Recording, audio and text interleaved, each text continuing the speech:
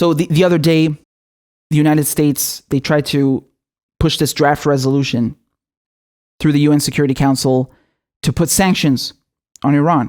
And it failed miserably. Only the US and the Dominican Republic voted for it. China, Russia voted against, and the other 11 members in the UN Security Council abstained, including the UK and France. So that was a diplomatic disaster, absolutely humiliating. And the response from Mike Pompeo and from the US was that, Donald Trump was going to send Mike Pompeo back to the UN, submit a request for the snapback sanctions to come into play. So once again, these snapback sanctions, they're a penalty. They're meant as a deterrent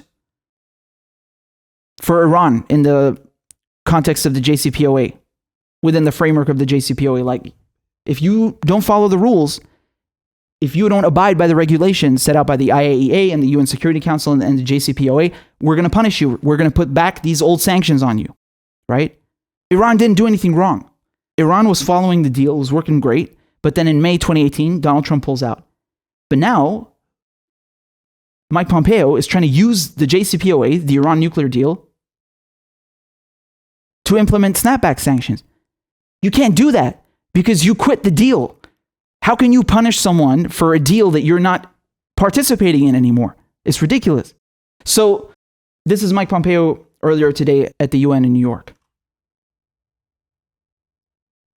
It's important to emphasize this. 2231 gave every one of the participant states the right to execute snapback unconditionally. There are other nations that are not in compliance with the JCPOA today as well. They would have the right to conduct snapback as well. It's written, it's plain, it's very straightforward. I know the Russians and the Chinese will try and obfuscate, they'll use their disinformation tactics, but just read the plain text of the document. It's not the case that a political agreement arranged by a group of parties, including the United States, can undo the amazing work of the UN Security Council. No resolution can be altered unilaterally by any country, not by Iran, not by Russia, not China, nor by the United States. Security Council resolutions can only be changed by subsequent Security Council resolutions. And so we think this is really straightforward. We think this is very simple. These UN Security Council resolutions will come back into place 31 days from now, and the United States will vigorously enforce them.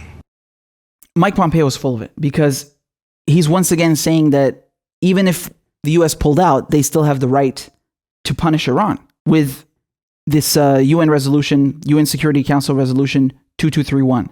So just to explain this for you, the JCPOA, the Iran nuclear deal, is separate from UN Security Council resolution 2231. The snapback sanctions are outlined in that resolution. And so Mike Pompeo's argument, the United States argument, is that, well, look, we pulled out of the JCPOA, but it says in UN Security Council resolution 2231 that any of the participating states have the right to submit a complaint that Iran is not following their obligations and then therefore trigger snapback sanctions. Again, it's a contradiction. You just said participating states. You're not a fucking participating state. You're not a participating member. But he's still repeating that nonsense. So you have a statement from Iran's ambassador to the UN, and he says Secretary Pompeo called for full enforcement of UN Security Council Resolution 2231. 2231 endorsed JCPOA, and US ceased its participation in it. It is in violation of both. The international community rejected the United States' right to snap back last week. The US shouldn't try its luck. It'll only be humiliated again. He's absolutely right. And as a matter of fact, you had a statement published by France, UK, and Germany. They point out exactly what I just told you. France, Germany, and the United Kingdom note that the US ceased to be a participant to the JCPOA following their withdrawal from the deal on 8th of May 2018. We cannot therefore support this action, which is incompatible with our current efforts to support the JCPOA. We call on all UN Security Council members to refrain from any action that would only deepen divisions in the Security Council or that would have serious adverse consequences on its work. If it wasn't clear enough, the United States' closest allies are not on board with this. I mean, that was evident in last week's vote. And with this statement once again, no one is on board with this. The United States is isolated diplomatically. And none of them are going to support these snapback sanctions at all. Now, the thing is that the United States are still going to try their luck. So Mike Pompeo, when he was at the UN today, he spoke with the president of the United Nations Security Council, who is from Indonesia. I think it's their turn this time. It's a rotating position. And he also spoke with Antonio Guterres, the Secretary General.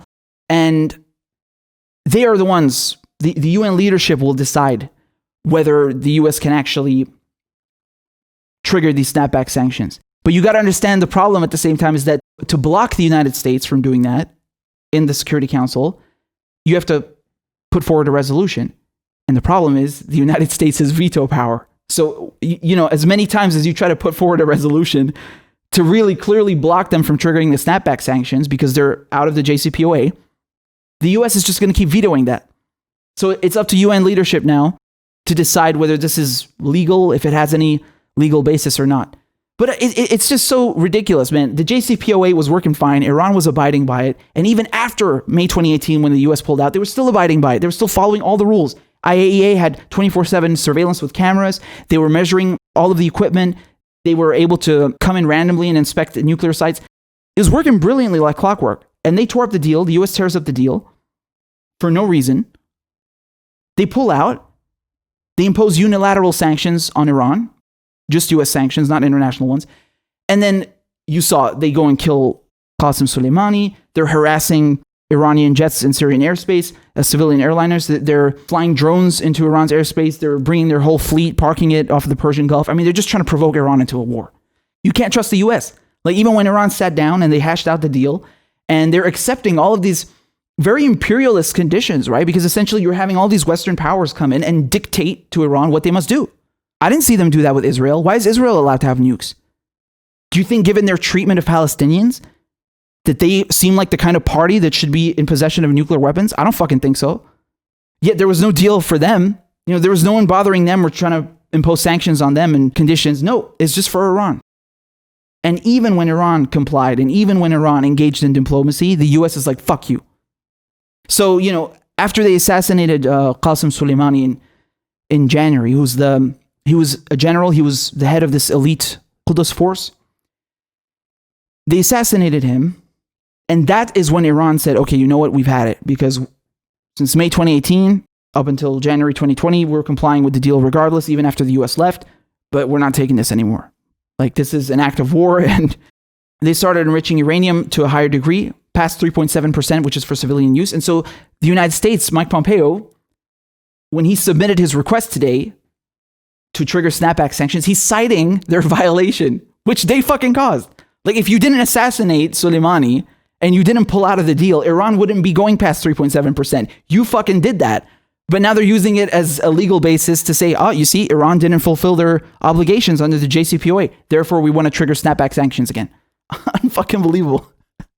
So amidst all of this tension of the US trying to put an arms embargo on Iran and slap them with old sanctions again and bully them essentially on the world stage, Iran unveiled 2 new missiles. Take a look. So they unveiled a new surface-to-surface ballistic missile with a range of 1,400 kilometers, and it's named after guess who? Qasem Soleimani. The other new missile is a cruise missile with a range of 1,000 kilometers, and it's named after Abu Mahdi. Qasem Soleimani and Abu Mahdi, these are the people that were killed in the drone strike in January, right? So, as I said, Soleimani, he's a general, Iranian general, head of the Quds force, and Abu Mahdi, he was an Iraqi militia commander. And they were both killed, assassinated by the US in that drone strike. Iran is naming their new missiles, tripling their previous range after them. Take a look. They posted this earlier today. در ادامه نسل موشک‌ها 2 موشک جدید طراحی و ساخته شدند.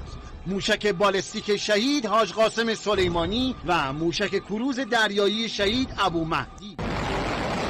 موشک‌های پرقدرت که قررش شلیک آنها خبر از کوبندگی آنها دارد.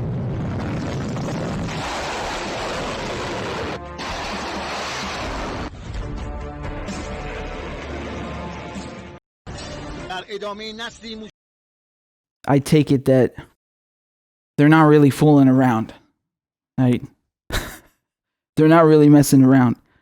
The United States I don't know if they're going to be allowed to trigger these snapback sanctions. We'll have to wait and see what Antonio Guterres says and what the president of the UN Security Council decides. But even if it works, even if they somehow manage to trigger the snapback sanctions, they're still going to be totally isolated on the world stage. I mean, just think about that.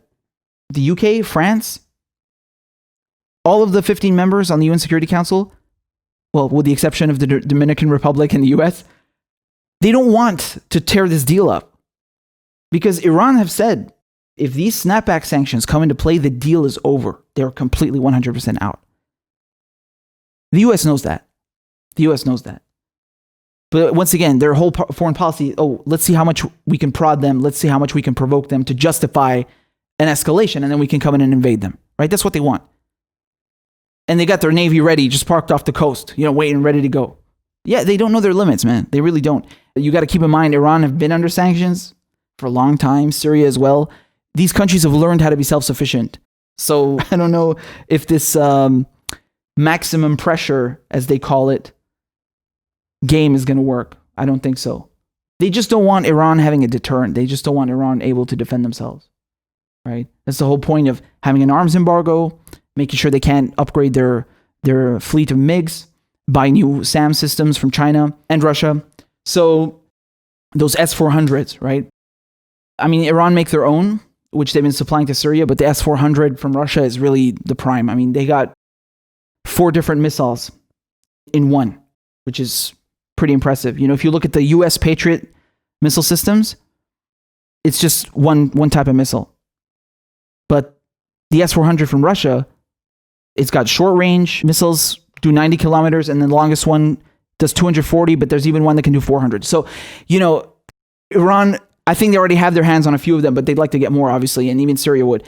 And the US doesn't want that because, I mean, good luck getting past that, even with F-35s. So nonetheless, man, this is just another clear example that the United States is not interested in diplomacy. Iran did everything correctly, and the US still doesn't stop provoking them. Just to further accentuate how true this point is, look at the climate at the UN Security Council. Look at how isolated the United States is on the world stage. I mean, even the UK, even France, even Germany are like, what the fuck are you doing? No one is on board with this, because anyone in their right mind who is actually interested in diplomacy, who's actually acting in good faith, would be like, okay, well, you know what? Let's engage in this agreement, the JCPOA, and follow through with that, since it was working fine. No, the US is not interested in diplomacy. They want to go to war. They want to provoke Iran into a conflict, because that's what their foreign policy is. It's predatory. There's no such thing as diplomacy, okay? Mike Pompeo is a mobster. He's not a fucking diplomat, even though he holds the title of top diplomat.